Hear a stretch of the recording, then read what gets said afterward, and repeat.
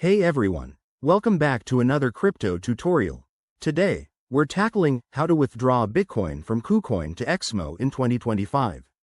If you're looking to move your Bitcoin between exchanges, this step-by-step guide will make it straightforward and secure. Whether you're a beginner or an experienced trader, I'll walk you through it quickly so you can get it done in no time. First things first, make sure you have accounts on both Kucoin and Exmo, and that your Bitcoin is in your Kucoin wallet. Start by logging into your Kucoin account.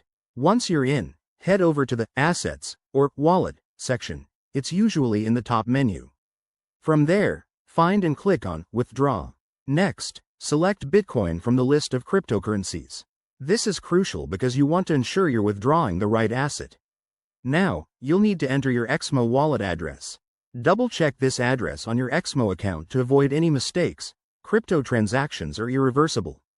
Enter the amount of Bitcoin you want to withdraw, but keep an eye on the minimum withdrawal limits and any fees involved.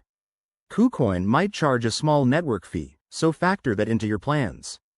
Before you hit confirm, enable two-factor authentication if you haven't already. It's a game changer for security in 2025's evolving crypto landscape. Once everything looks good, review the details and confirm the withdrawal. You'll get a confirmation email or notification, so keep an eye on that. Now, switch over to your Exmo account and check the Deposit or Wallet section to monitor the incoming transaction. Depending on the Bitcoin network congestion, it might take anywhere from 10 minutes to a few hours to arrive. Remember, always withdraw to a wallet you control and never share your private keys.